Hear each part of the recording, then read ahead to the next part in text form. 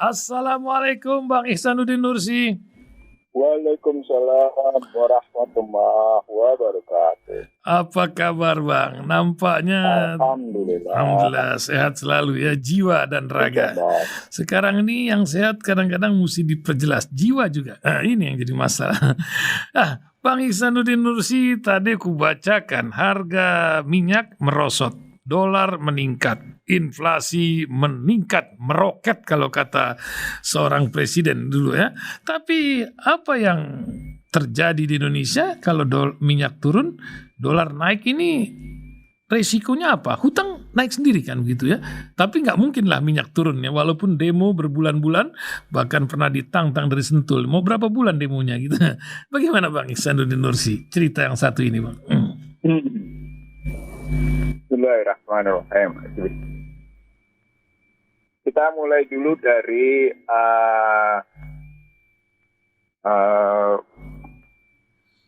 ketidakkonsistenan bacaan dengan kebijakan ya. Sebenarnya para pejabat, kalau saya telusuri sejak akhir 2021 sampai dengan kuartal pertama 2022 sudah membaca situasi stagflasi yang pernah kita bahas juga ya.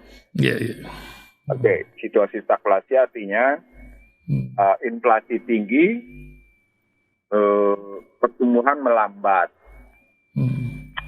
Inflasi tinggi disebabkan harga-harga naik, pertumbuhan melambat disebabkan juga tadi harga-harga mengakibatkan inflasi. Makanya disebut dengan stagflasi. Double gitu. Pertumbuhan yang melambat diikuti dengan inflasi tinggi.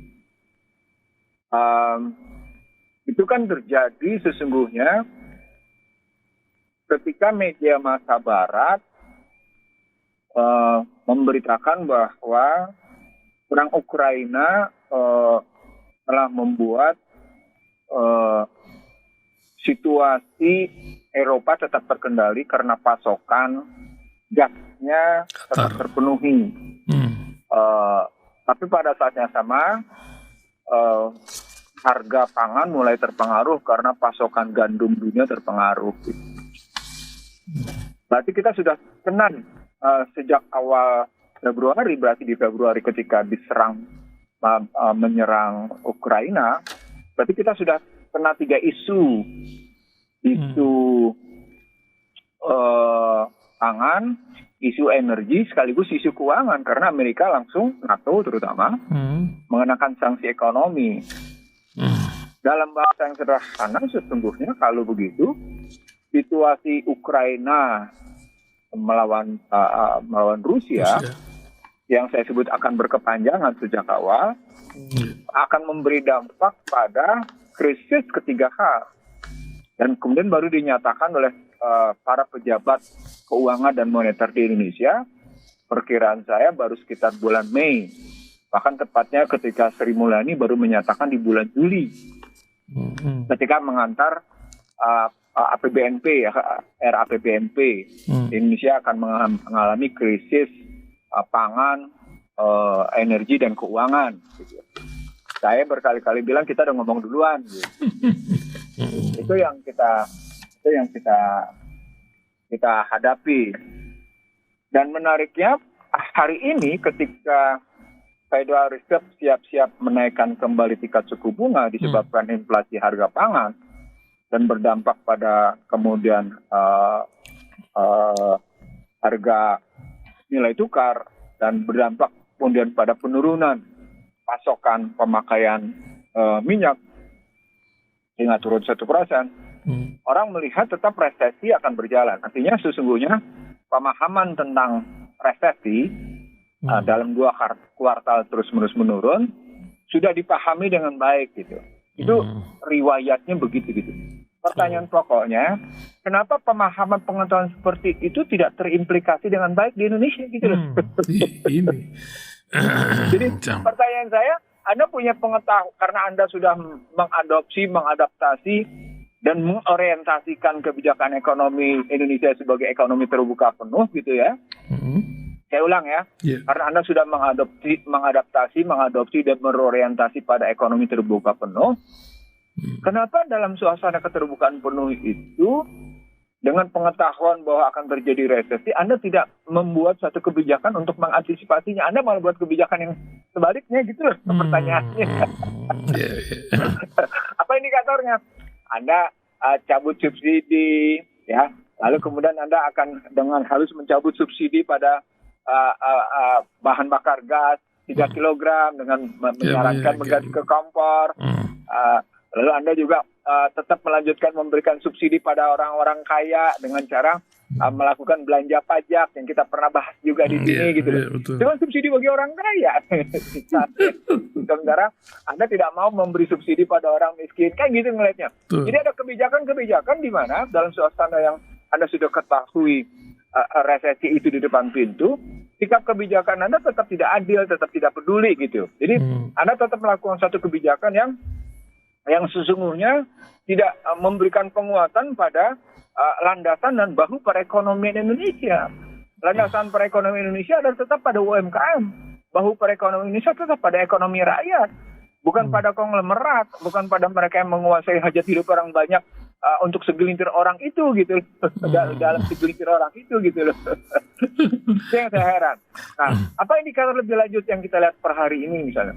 Saya misalnya ngelihat, ternyata setelah naik 3,25% Federal Reserve, dia akan naikkan lagi jadi 4%. Sampai awal tahun depan. 75 basis poin. Jadi berarti 4%. Itu akan mukul itu. Langsung. Begitu juga yang namanya European Central Bank tidak sungkan-sungkan akan naikkan lagi suku bunga. Jepang juga sudah tidak lagi negatif suku bunganya, sudah positif dalam kebijakan dia gitu. Sementara Cina sudah siapkan lagi duit untuk menggelontorkan kegagalan pembangunan perumahan dia, ditambah dengan ini menarik, yuan melemah selama 14 tahun terakhir ini gitu. Paling lemah sekarang ini 14 tahun terakhir dan 14 tahun ini. Artinya semua pihak terkena. Lalu Indonesia bilang, iya kita sih tetap, walaupun krisis kita tetap punya daya. Ini apa sih kebijakan? Iya, bahkan APBN katanya ini apa? Bahkan surplus katanya. Ada surplus katanya. Cukup besar lagi disampaikan. Apakah ini angin sorga atau memang benar-benar ada sorga di sana gitu? Itu makanya kemarin saya mencoba menelusuri berapa sebenarnya 107 triliun saldo anggaran lebih tiap tahun. Cukup gede loh. Iya. Ratusan triliun saldo anggaran lebih. Nggak terpakai gitu. 2021 aja kemarin di 2020 ya. Saya ambil 2020 dan terbitnya 2021, yang 2021 belum terbit, mestinya sudah terbit gitu ya. Itu sudah ratusan triliun. Itu kan artinya ketika ratusan triliun dibandingin sama yang namanya subsidi masyarakat, dibanding dengan beban suku bunga, dibanding sama namanya bayaran cicilan pokok, dibanding sama namanya penguatan masyarakat, itu kan besar. Pada saat yang sama korupsinya terus. Iya, ini kacau bener mikirnya. Begitu nggak di situasi yang saya anggap puzzle-nya itu lagi-lagi kepada orientasi ekonomi kita gitu. Puzzle-nya itu jadi letak uji coba kita dalam memperbaiki perekonomian yang disebut dengan siap-siap memperbaiki perekonomian setelah krisis pandemi gitu ya. Ternyata kita tetap punya puzzle, dan puzzle itu pada orientasi ekonomi kita gitu. Orientasi kebijakan ekonomi gitu. Ya, kadang-kadang macam dinas pemadam kebakaran ya. Ini aja lihat orang ini banyak kasih analisa ketika kompor gas sedang disodok-sodokkan kepada para pengguna di desa-desa. Ini buat masuk PLN, tapi kisahnya tuh suplainya berlebih. Dan pemerintah harus memaksa PLN yang katanya kelebihan suplai cukup besar ini. Apa yang sebenarnya terjadi? Ini masyarakat jadi garuk-garuk kepala. Kok ini dari gas melon mau dirubah jadi gas? Dan ini pun mundur maju kebijakannya. Ketika Pak Jokowi bilang, enggak itu enggak mulai. Tapi menteri yang sebelumnya sudah merengsek ke masyarakat. Bagaimana Bang tentang ini juga? Ini menarik karena kebetulan saya diminta untuk melakukan kajian di kalangan pekerja PLN gitu ya, di dua tempat gitu ya. Saya menelusuri lagi lebih panjang ke belakang. Satu, prinsipnya ini karena pemerintah tunduk dan patuh pada liberalisasi sektor migas. termasuk yang namanya energi, liberalisasi sektor energi. Ini dilakukan oleh pemerintah secara bertahap. Dan itu dilakukan di minyak dan gas, termasuk sekarang di PLN. Ya. Yang kedua, kesalahan besarnya MK ikut terlibat dalam hal ini, karena MK walaupun memberikan keputusan tapi tidak berani ngambil sikap seperti membatalkan Undang-Undang Kelistrikan nomor 20 tahun 22 itu. Tapi kemudian setelah namanya Dahlan Iskan berkuasa, liberalisasi sektor migas malah berjalan dengan baik gitu ya. Nah, berikutnya di era Joko Widodo terjadi kesalahan mendasar. Ini ribut saya bilang ribut saya ya. Dengan direksi PLN ketika menerapkan gagasan kebutuhan membangun infrastruktur power plant pembangkit sebesar 35 gigawatt atau 35.000 megawatt dengan asumsi pertumbuhan ekonomi 7%. Saya bilang ini salah total. Ini keributan saya di depan ratusan wartawan gitu ya, karena terjadi di media center DPR. Saya ingat betul ini karena waktu itu saya sendirian, anggota dewan setuju, pengamat lain setuju gitu ya. Direksi PLN membenarkan dan cuma saya sendirian. Di pemerintahannya waktu itu Rijal. Saya dasarnya karena hitungan saya sejak awal saya bilang tidak mungkin mencapai pertumbuhan 5%, maka saya menolak pertumbuhan 35.000 megawatt karena asumsinya 7%. Itu makanya kalau hari ini dinyatakan kelebihan pasokan sekitar 15.000. Saya memang sejak awal, kalaupun mau dibangun, saya bilang cuma kalau pertumbuhan 5%, itu berarti yang mau dibangun sebenarnya bukan 35.000 megawatt, tapi cukup sekitar 20 sampai dengan 22,5, gitu, 22.500 megawatt. Gitu. Itu peristiwa 2015 itu. Bayangkan itu peristiwa 2015. Itu pertarungan 7 tahun lalu. Nah, ibarat jamur tumbuh di musim hujan, swasta melakukan besar-besaran pembangunan power plant. Ini yang risau kayak gini terhadap situasi politikan, situasi ekonomi politik energi PLN. Ini bukan hanya Indonesia, bukan hanya sejumlah orang Indonesia, tapi sejumlah orang petinggi-petinggi di beberapa lembaga multilateral dan beberapa lembaga analis yang menunjuk siapa yang harus bertanggung jawab, who is taking responsible to the power plant gitu ya. Itu papernya gitu. Munculnya. Nah dari sana gegap gempita membangun power plant itu mengakibatkan kelebihan pasokan. Ini kata kunci berikutnya. Kelebihan pasokan. Saya mencatat di 2017 sesungguhnya mereka tidak pernah mengagendakan pembentukan holding subholding atas PLN. Saya ulang, di 2017 saya mundur ke belakang. Tidak pernah ada, jadi cuma dia bikin beberapa subholding. Kebetulan saya catat subholding di farmasi, subholding di perkebunan, subholding di keuangan, subholding di Pertamina, di pertambangan migas ya. Mereka bilangnya pertambangan dan migas gitu ya. Tapi tidak termasuk PLN. PLN kan konstruksinya beda itunya. Ada 5. Itu tidak pernah dibicarakan. Lalu mereka kemarin membuat subholding dan holding subholding. Apa motifnya? Motifnya IPO. Mereka tidak lagi mencari model-model zaman sebelumnya, kemitraan strategis dengan menjual saham kepada sejumlah investor, tapi mereka menjual lewat penawaran saham perdana, initial public offering di pasar modal. Kenapa sampai kayak gitu? Karena pada 2021 IPO yang sejumlah perusahaan yang muncul di pasar modal melantai-lantai bursa itu besar-besaran dan mereka menganggap IPO itu menguntungkan. Di tengah yang namanya PLN terus merugi karena pembangkit yang dibeli itu, yang dibangun itu harus dibeli oleh PLN dengan harga yang mahal. Gitu. Pada saat yang sama PLN punya tugas menggeser kebijakan energi fosil ke energi terbarukan. Jadi ada 2 tugas PLN, mengatasi kelebihan pasokan, tapi sekaligus mengubah kebijakan dari energi fosil ke energi baru terbarukan. Pada saat yang sama dia punya beban hutang 456 triliun. Sebenarnya kan saya ungkapin kemarin juga di acara rasis, tapi sekilas karena penanya nggak ada, saya nggak menjawab lebih dalam gitu ya. Kondisinya begitu gitu. Yeah. Kondisi. Nah, daripada kayak gitu, kebetulan ada cara lain. Cara lain gimana? Ya udah, kalau gitu kompor gasnya yang kompor gasnya. BBG yang 3 kilogram dicabut subsidinya, suruh aja deh pakai listrik karena kebutuhan kita kelebihan pasokan. Dengan begitu apa?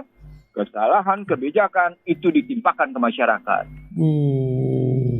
Dengan cara ngebangun holding subholding, jadi ada dua nanti. Di satu sisi subsidi dihapuskan, kesulitan keuangan diatasi dengan IPO gitu. Itu maksudnya. Yeah, artinya segala sesuatu nanti dibebankan ke masyarakat. Padahal itu kesalahan kebijakan mereka gitu. Wah, belum lagi kalau nah, mereka ngebentuk 4 subholding dari pembangkit gitu ya, terus nanti ke memisahkan energi baru terbarukan sampai ke bawahnya lagi gitu. Nah, itu yang akan saya presentasikan, memang gitu latar belakangnya. Iya, ini ya perlu pencerahan ini karena ini kalau semua listrik, mobil listrik, motor listrik, kompor listrik, mati lawa ini katanya gitu kan. Nah, yang orang lupa ketika semuanya serba listrik gitu ya, itu statusnya menjadi ketika swasta menjadi penentu di pembangkit listrik. Itu ya. masalah. Selain harganya tidak terkendali, itu hajat hidup orang banyak dikuasai oleh swasta karena mereka menguasai dua. Mereka menguasai power plant, pembangkit, mereka menguasai retail, eceran. Cuma soal transmisi distribusi aja yang tetap dipegang oleh PLN. Itu berbahaya betul itu situasi melanggar konstitusi lah begitu. Political risk-nya tinggi gitu loh. Itu yang tidak dibahas oleh. Jadi di bahasa lain, arah kudeta korporasi terhadap kedaulatan rakyat terbuka gitu. Wah, yes. Ini kajian saya bukan kajian nasional ya, tapi kajian internasional. Betul. Ketika saya menyebut kudeta korporasi. Jadi korporasi melakukan kudeta atas kedaulatan rakyat di mana-mana dengan cara-cara menguasai hajat hidup orang banyak. Iya, termasuk di mana-mana ya. Luar biasa. Ini nampaknya ada salah pendidikan di negeri kita ini, Bang. Inilah yang menyebabkan saya ingin bertanya ini. Baru pernah ada menteri pendidikan yang macam gini, punya bayangan 400 orang gitu. Timnya lah, bukan bayangan dia ya, timnya. Dengan dana yang cukup besar, entah dari mana. Apa yang Bang Ihsanuddin Nursi sebagai pengajar juga, saya tahu Bang Ihsanuddin Nursi juga pernah jadi pengajar ini sampai hari ini. Apa yang terjadi dengan negeri ini sampai hari ini? Negeri sudah 77 tahun tidak punya itu yang namanya blueprint pendidikan. Ganti menteri, ganti gaya. Apa Bang melihat masalah ini? Ghazul Fikri atau perang pemikiran itu dimulai dari dunia pendidikan. Ini dia. Jadi kalau kita ambil Al-Baqarah gitu ya, 120 lain tarwa anta Yahuda wa Nasara ala tattabi'un. Itu kan sesungguhnya menunjukkan perang pemikiran tidak akan pernah berakhir. Tapi di mana dimulainya perang pemikiran tidak akan pernah berakhir? Di dunia pendidikan.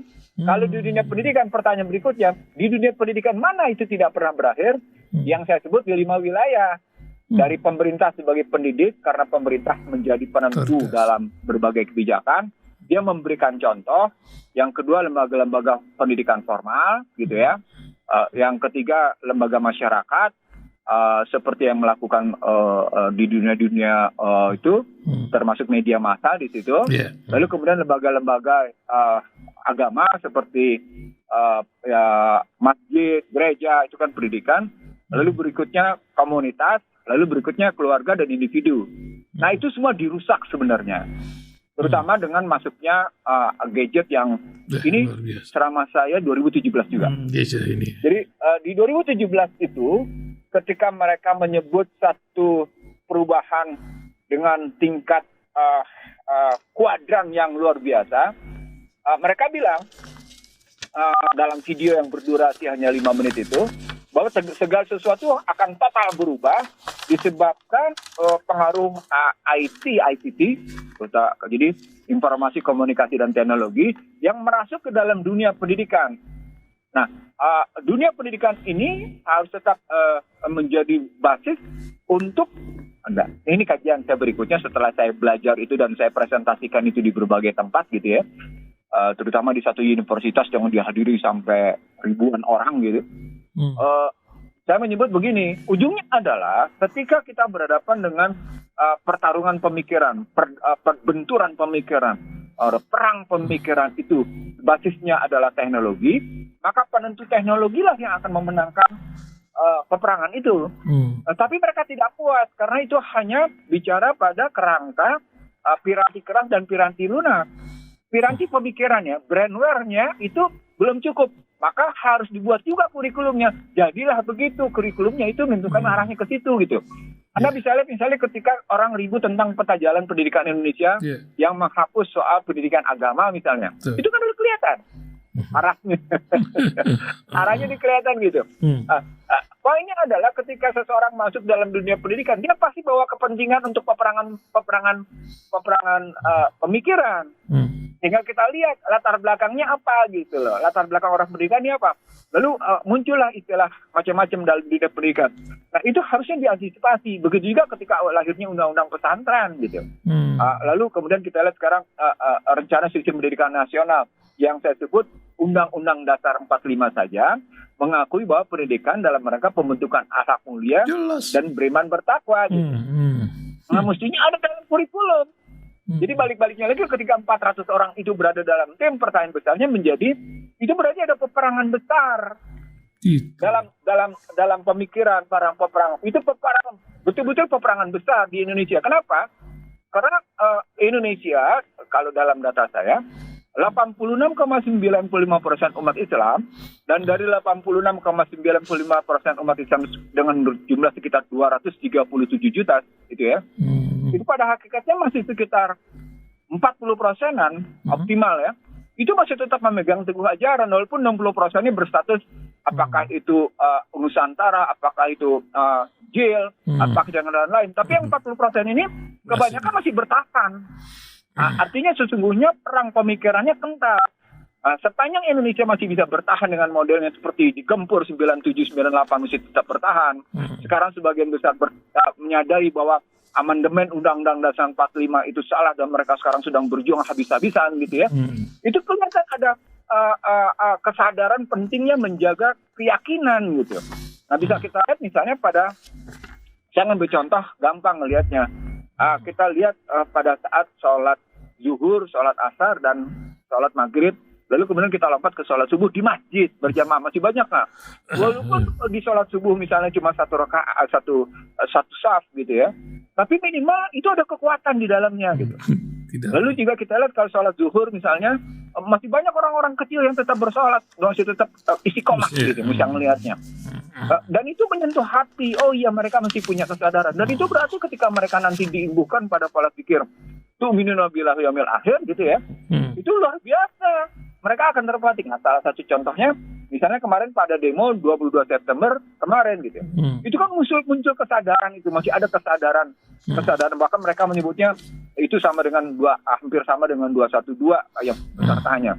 Terlepas dari semua itu gitu ya, saya ingin mengatakan kepada pendengar Rasil dan pemirsa Rasil TV bahwa Indonesia terus-menerus menjadi ajang pertempuran pemikiran sebenarnya sejak sebelum Indonesia terbentuk hingga hari ini. Nah, problematiknya adalah soal kemana pemerintah mengarah. Apakah pemerintah sungguh-sungguh dalam rangka menegakkan pasal 31 Undang-Undang Dasar 45 dengan junjungan tingginya pada kata pembukaan Undang-Undang Dasar 45 dalam rangka memajukan kecerdasan umum, dan kecerdasan umum harus berbasis Pancasila, atau kemudian kecerdasan umum basisnya basis materialisme. Itu pertanyaan besarnya. Itulah kehadiran 400 orang itu muncul pertanyaannya kayak gitu. Itu ya luar biasa di balik ini semua ya. Kembali ke Undang-Undang Dasar 45 harusnya begitu. Nah, Bang, ini isu lain. Negeri yang katanya sangat kaya ini mengalami masalah di timur Indonesia. Ya dulu di Aceh pernah ada gubernur yang kena cokok KPK, tapi yang satu ini nampaknya tidak gampang ini mencokoknya ini. Kata KPK setelah 1.000 triliun lebih dan 500 triliun pada masa beliau ini digulirkan ke sana. Lukas NMB menjadi sebuah gunung es lain dari korupsi di Indonesia. Apa yang Bang Iksanuddin Nursi lihat di tengah gejolak di Papua sana, Bang? Silakan, Bang.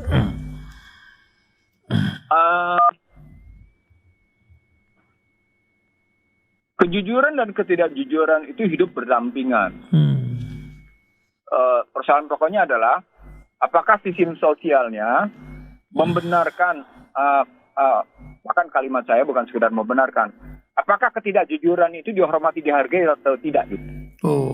Nah, dalam praktek di Indonesia, ketidakjujuran itu terkadang mendapat penghormatan, mendapat pengakuan, penghormatan, dan memberikan tempat yang mulia pada ketidakjujuran itu. Sepanjang yang tidak jujur itu memberikan hasil dari ketidakjujurannya kepada pihak-pihak yang dipentingkan. Misalnya dulu ada orang yang tidak suka dengan BLT gitu ya, tapi kemudian BLT-nya sekarang gila-gilaan gitu, gitu misalnya. Contohnya begitu gitu ya.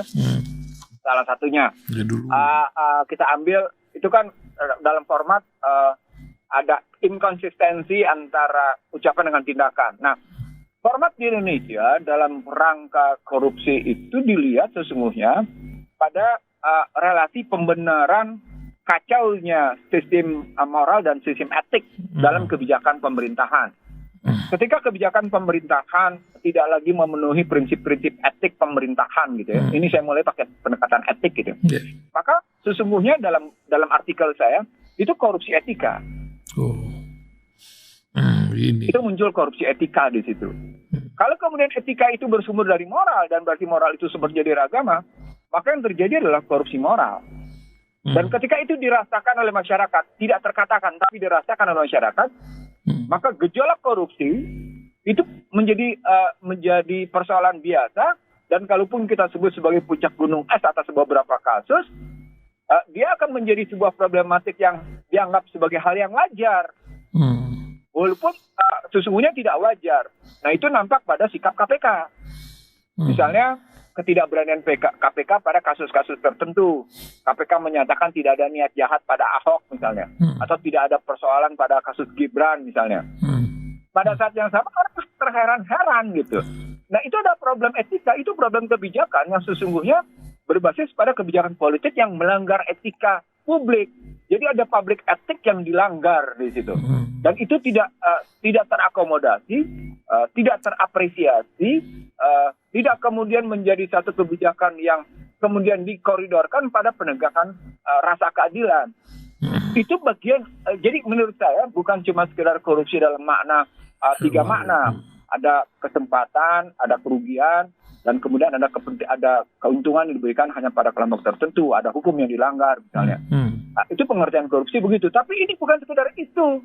Ini ada etika yang dilanggar. Itu salah satunya. Bukan sekedar hukum, karena hukum memerlukan proses dalam kerangka itu. Tapi ada etika yang dalam proses kehidupan itu dilanggar. Dan itu terjadi di masyarakat. Saya selalu mengambil contoh jalan raya gitu. Luar biasa namanya korupsi di jalan raya itu. Etika itu dilanggar oleh sesama pemakai jalan itu luar biasa. Ya, pada orang yang pakai mobil mungkin cuma ngeliat sekilas selintas, apalagi pakai mobilnya mewah, terus kacanya gelap gulita gitu ya. Lalu kemudian terjadi kesenjangan kepekaan terhadap situasi sosial politik gitu. Itu begitu gitu.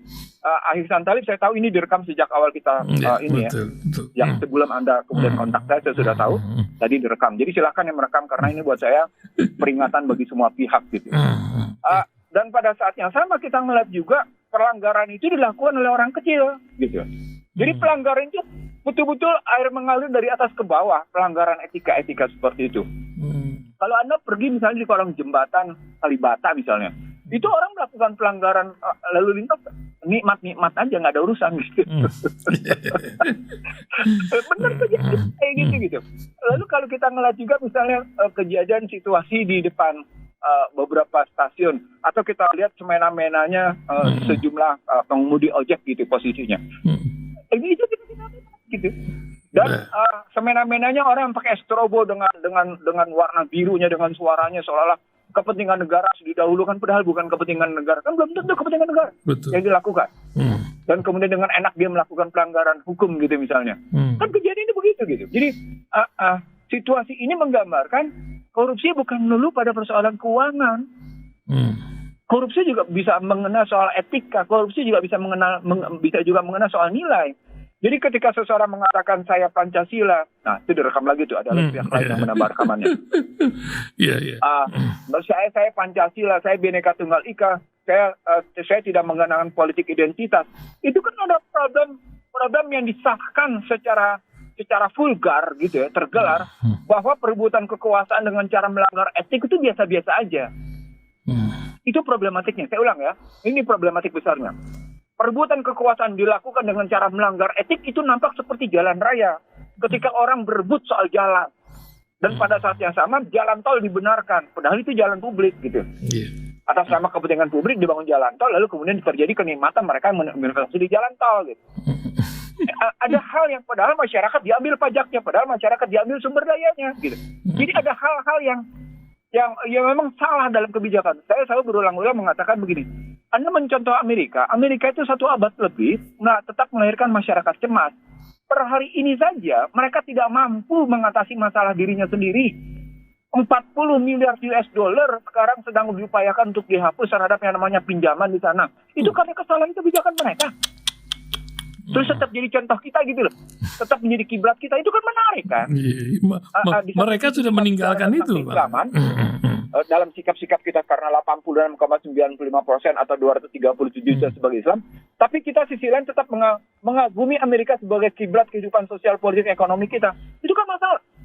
Sehingga riba, suku bunga biasa-biasa aja, nggak ada masalah. Bahkan ada orang berpendapat, sudahlah, atau kita memang sudah begini, ya sudah, kita jalanin saja. Sampai begitu gitu. Padahal jelas-jelas Al-Quran menyatakan Allah dan Rasulnya akan memerangi kamu. Jadi ada sistem nilai yang memang porak-poranda, yang nggak bisa kebentuk utuh. Nah, ketika materialismenya berhadapan dengan keilahian berhadapan dengan materialisme dalam peperangan pada saat yang sama, kedua-duanya terus tidak menemukan pola utuh, ya akhirnya memang tadi social disorder, political disorder. Ujungnya apa? Ya social disobedience, tidak ada kepatuhan sosial, tidak ada kepatuhan politik. Kenapa? Karena tetap saling berbuat politik. Nah, itu nampak pada menjelang 2024. Ini jadi mulai kelihatan. Bagaimana misalnya cerita tentang Puan dengan Imin, Anies dengan AHY, Prabowo dengan Joko Widodo. Itu gambaran political disorder loh. Bukan political order. Karena mestinya tidak begitu gitu loh. Dalam kerangka itu. Loh, Anda masih jauh loh 2024. Anda sudah bicaranya seperti sekarang. Itu kan mempertontonkan perebutan kekuasaan secara vulgar. Dan Anda tidak malu melakukan perebutan kekuasaan itu dengan begitu gitu. Nggak ada rasa sungkan tentang perebutan kekuasaan itu gitu loh.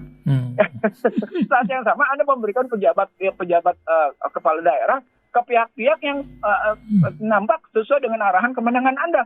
Ini kan vulgar gitu dipertontonkan. Kok nggak malu ya? Gitu. Itu korupsi etik, itu ada problematik etik di situ. Ada problematik moral. Ya. Gitu saya ngelihatnya XNTL. Jadi bukan sekadar iceberg atau puncak gunung es pada kasus Lukas NMB, bukan itu. Buat saya itu cuma sekedar kasus kecil yang sekedar mengindikasikan memang ada problem etik dan moral di dalam dunia politik dan ekonomi di Indonesia gitu ngelihatnya. Nampaknya pondasi sudah dibuat, tapi tidak ada mau kembali kepada konstitusi kita. Gampang sebenarnya kalau mau kan begitu gampang, bukan begitu Bang Alexander Nursi? Jadi kalau kita kembali lagi kalau mau, ini kan berarti bicara political will. Nah, kalau bicara mau kan ada orang harus bangkit dulu. Nah, itu soal kebutuhan dan soal keinginan. Nah, dari sana saya menyebut orang Indonesia memang suka tergiur dengan fata morgana. Persepsi yang salah itu menjadi sebuah kebenaran. Seperti mereka bilang, kampanyekan terus kebenaran, maka dia akan kesalahan, maka dia akan menjadi kebenaran. Dan kita menikmati betul kesalahan itu sebagai sebuah kebenaran. Gitu. Fata morgana dianggap sebagai kenyataan, pelangi dilihat sebagai sebuah keindahan nyata. Gitu. Padahal itu pandangan mata yang bukan merupakan hakul yakin, bukan kebenaran yang hak. Nah, ketika itu terjadi dalam kehidupan sosial, politik, ekonomi, juga dalam hukum, maka semuanya menjadi serba palsu. Itulah yang saya sebut sebagai, kalau dalam ceramah saya di mana-mana, yang disebut sebagai false authorization. Jadi false authorization itu, kewenangan palsu itu, tadi sumbernya karena itu berpikirnya, apa dampak dari kewenangan atau kewenangan semu atau kewenangan palsu itu? Ya keadilan juga akan terasa semu, palsu semuanya. Nah itu siklusnya menjadi bergulir terus-menerus sepanjang siklus kehidupan sosial politik yang dalam hal ini kenegaraannya dilakukan dengan model begitu, itu artinya Indonesia sedang memasuki benang kusut. Kita berada di benang kusut. Kita tidak tahu bagaimana mengurainya karena kita sebagian besar karena basis materialismenya tadi, kita berada di benang kusut tadi. Nah, di benang kusut itulah seolah-olah untuk sebagian orang tidak ada jalan keluar, padahal jalan keluarnya di depan mata. Itu makanya tadi balik lagi ke pembicaraan awal. Kita sudah tahu akan ada resesi, kita sudah tahu bahwa akan ada dunia gelap yang signifikan dalam bahasa mereka sendiri, tapi kita tidak mempersiapkan diri dengan sebaik-baiknya bagaimana itu kan menghadapi tentang ayat 7 tahun itu ya. Tadi, gitu. Ya, luar biasa. Sementara umat Islam yang tadi Bang Ihsanuddin Nursilat yang paling tidak masih istiqomah 40% lah dari 230 juta ya. Ini dilarang-larang untuk menyampaikan identitasnya dengan istilah politik identitas yang harus dihindari. Ini menyebab perpecahan, bukannya threshold yang menyebab perpecahan atau apa yang Bang, sementara nggak boleh orang di luar orang Jawa lah presiden dan lain-lain. Ini kan politik identitas, ini ngomong kemana, kelakuan kemana gitu, atau apa yang orang jadi bingung, itu apa sih politik identitas? Tetangga saya bilang, tanya, ya mau kau apalah katanya gitu. Gimana Bang? Saya kebetulan bicara politik identitas di berbagai tempat ya. Di kelompok intelektual, di kelompok aktivis, di kelompok para pemikir gitu ya. Di depan para ibu-ibu gitu. Terakhir saya bicara di depan Badan Koordinasi Mubalik wah se-Indonesia. 99% pesertanya ibu-ibu. Wah, tapi militansinya luar biasa. Mak-mak sekarang polisi aja nyingkir kalau di luar biasa gitu ya.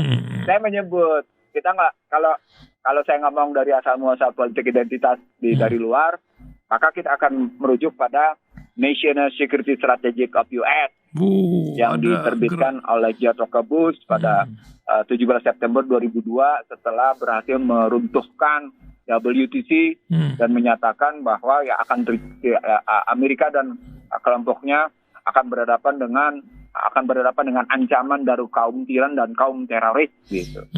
Maka keluarlah kalimat war and terror. Nah, kalimat berikutnya adalah mereka menyerang langsung secara terbuka, kami akan menyerang Irak gitu. Dan 2001 itu Afgan diduduki hanya karena persoalan mencari Usama bin Laden atau Jamaah Islamiyah atau Al-Qaeda.